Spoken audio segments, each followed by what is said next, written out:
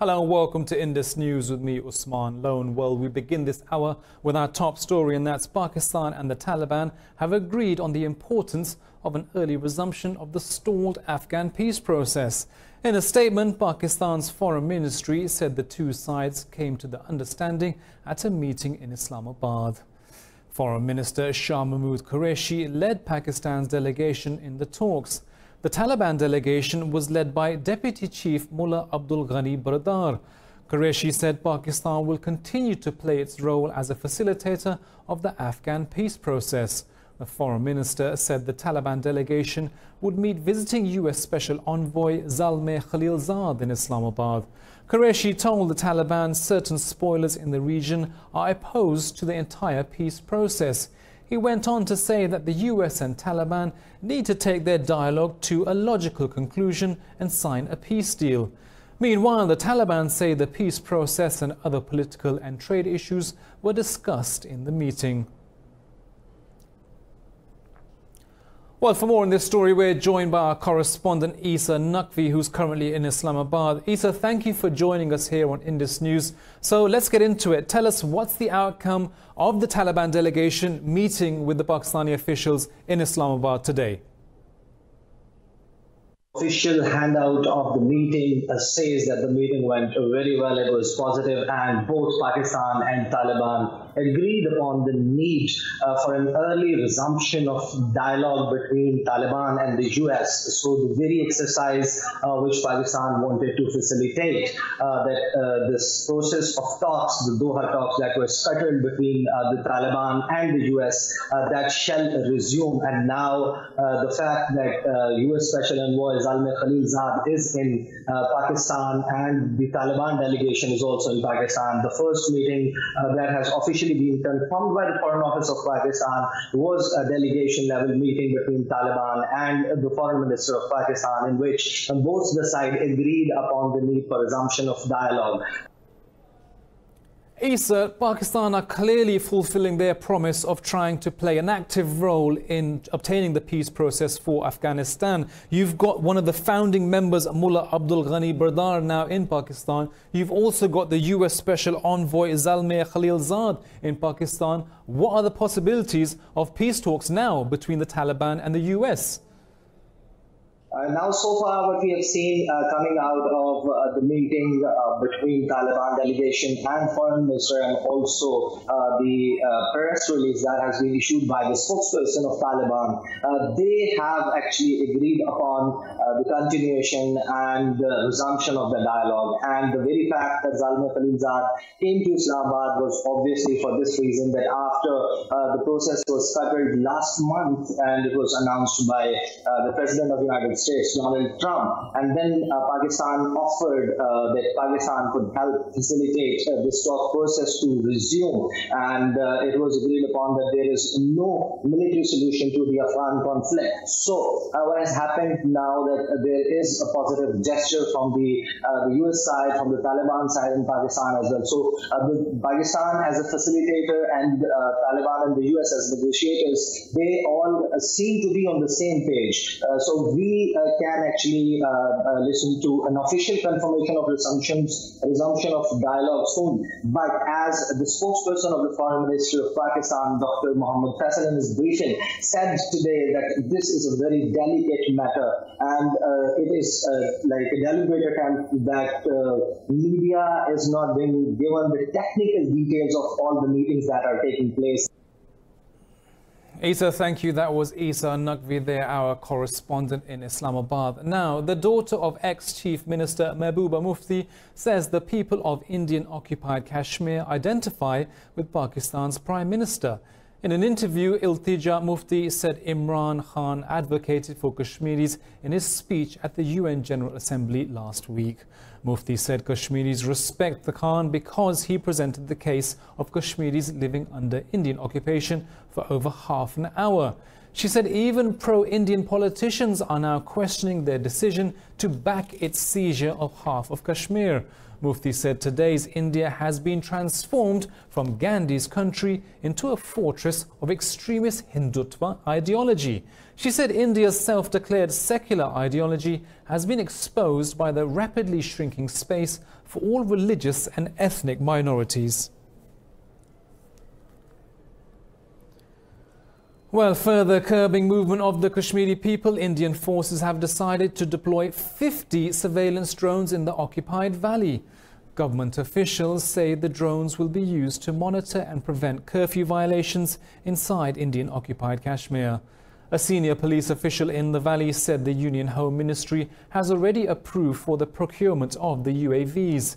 He said the drones will be commissioned to the Indian occupying forces in the near future. The occupied valley has been turned into a prison by India, with over 8 million Kashmiris held hostage in their homes. Humanitarian crisis in the valley is getting worse, with food and medicine shortages over the 2-month lockdown.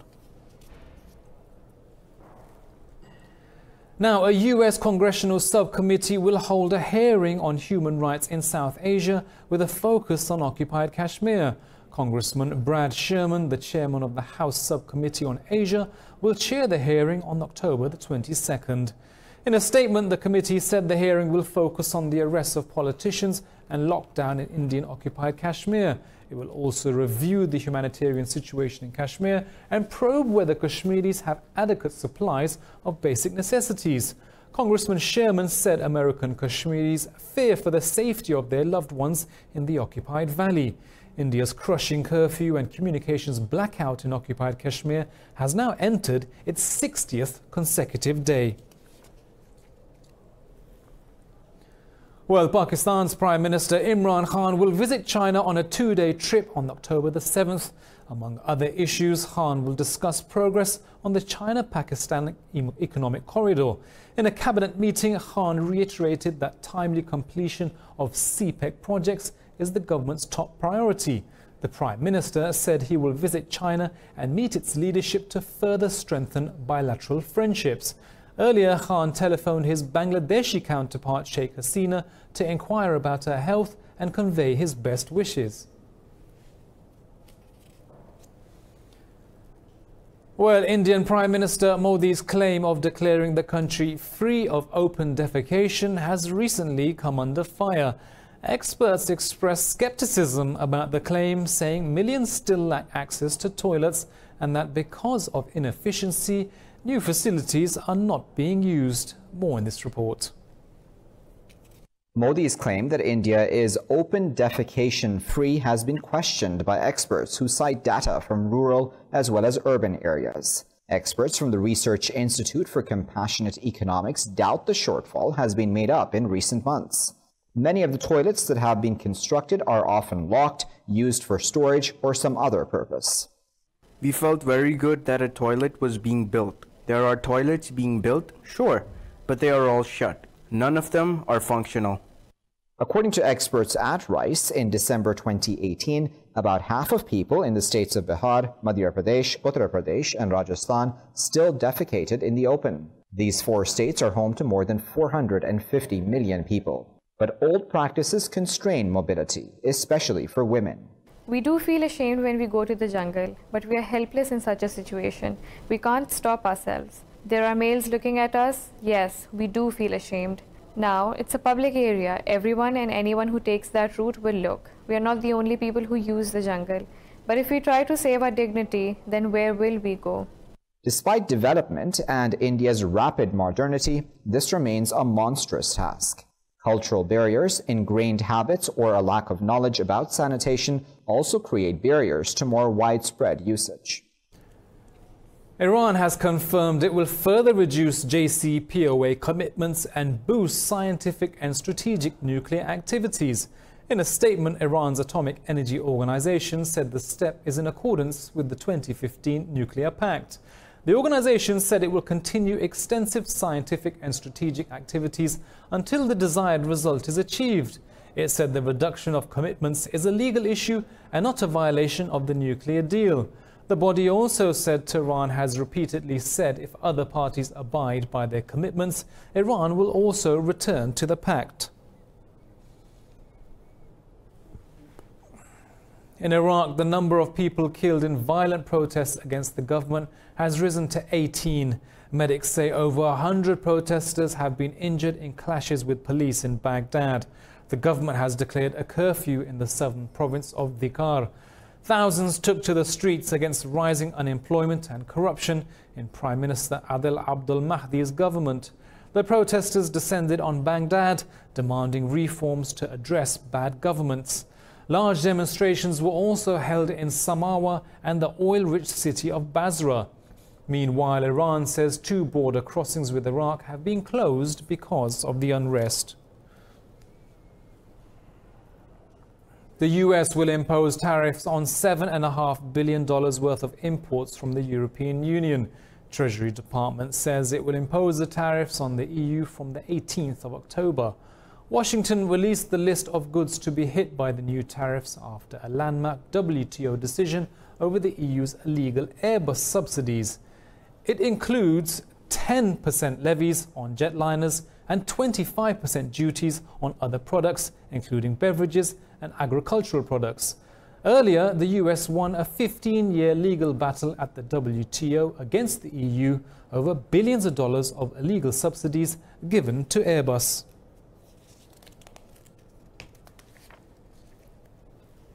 Well, US President Donald Trump has accused the House Intelligence Committee Chairman Adam Schiff of treason. In a tweet, Trump said Schiff is inventing the words of the US President during the impeachment inquiry. He said the Democrats should focus on building the country instead of wasting time on impeachment. Trump said they've been trying to impeach him since his election. Meanwhile, Adam Schiff said the Secretary of State, Mike Pompeo, is trying to interfere with witnesses in the inquiry. Well, we'll be back with more news from around the world right after this short break.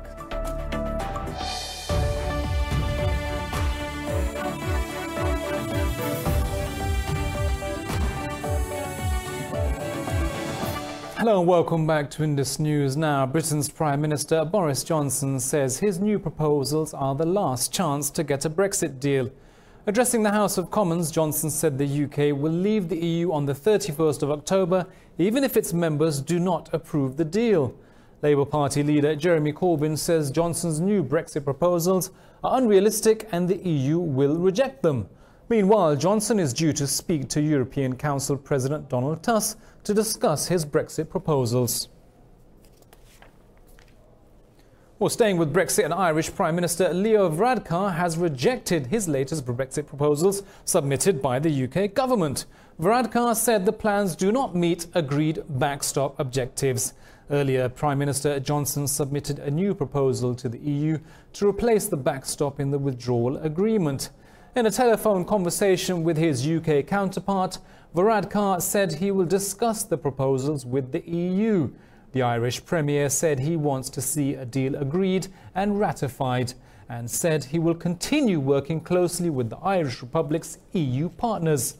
Besides speaking to the EU heads of government, Varadkar will also meet the Swedish and Danish premiers.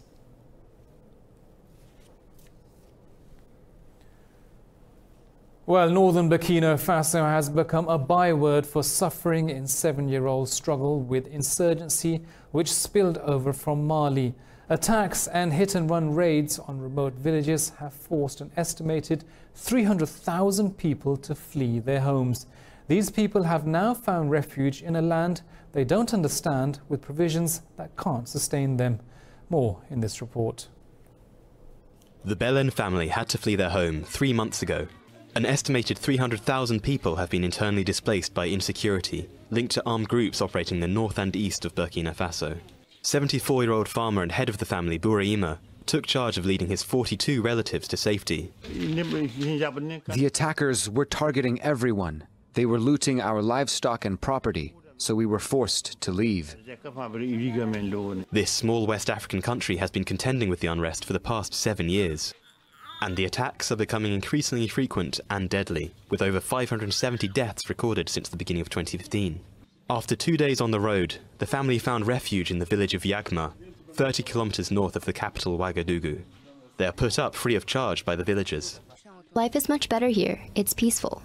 Where we were, we couldn't sleep at night because they could arrive at any time. We had to keep an eye on things, even the children. Though they no longer feel under threat, without livestock or land to cultivate, they struggle to meet their most basic needs. Instead, they wait for the day when a return to peace might allow them to return home. Unlocking the secrets of the past isn't always easy, especially when they're contained in papers too delicate to physically handle. Now, scientists at Britain's National Synchrotron facility have developed special tools to unlock all that's kept in fragile scrolls dating back 2,000 years. In Britain, harnessing powerful beams of light will help unwrap old scrolls and provide new insights into the ancient world. 2 complete scrolls and 4 fragments from the so-called Herculaneum Library have been uncovered so far. The items were examined at the Diamond Light Source facility in Oxfordshire, home to Britain's synchrotron. These scrolls are some of the only remaining material from antiquity. The library at Herculaneum was the only library that survived from antiquity, and because of that, the material inside is extremely valuable. Electrons are accelerated to near light speed until they emit light 10 billion times brighter than the sun, making the text visible. By scanning the fragments where characters are visible, they hope to create a machine learning algorithm that will decipher what is written on the scrolls. And eventually, when these materials are virtually unwrapped and there are virtual texts, scholars can then study these texts from anywhere in the world without having to travel all the way to the library in France or in Naples, and without having to move the materials out of storage in order to read them. The data generated by the process will be analyzed by scientists at Kentucky University in the United States, who will help decipher the scroll's contents.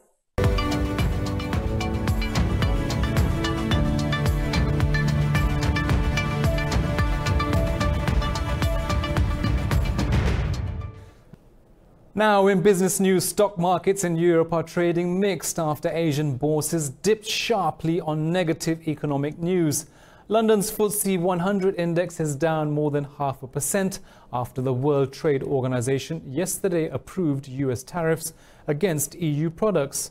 But the CAC 40 in Paris has gained nearly 0.5%. Earlier, stock markets in Asia tanked in reaction to poor job creation and manufacturing data out of the US. Tokyo's Nikkei 225 and the ASX 200 in Sydney and Seoul's Kospi indices all lost 2%. The Shanghai Composite also dropped by 1%. Well, Asian stocks have slumped, anticipating a new trade war between the US and the EU. Markets dipped to a one-month low after Washington announced over 7.5 billion goods worth of tariffs on the EU. Hong Kong's Hang Seng Index has slipped to 0.5%. Hong Kong retail sales in August plunged to its lowest on record. Japan's Nikkei 225 plunged over 2% over a fall in shares of Fast Retailing, SoftBank Group and Fanuc. Australia's ASX 200 has also lost over 2% as most sectors saw declines.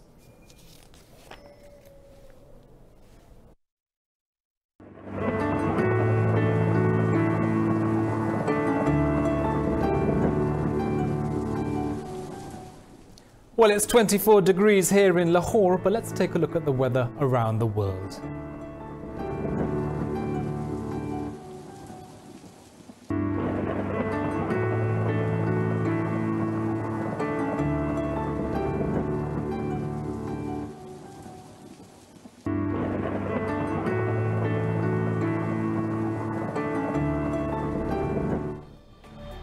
Well, that's all from me and the team here in Lahore, but we'll be back at the top of the hour with the headlines. Bye-bye.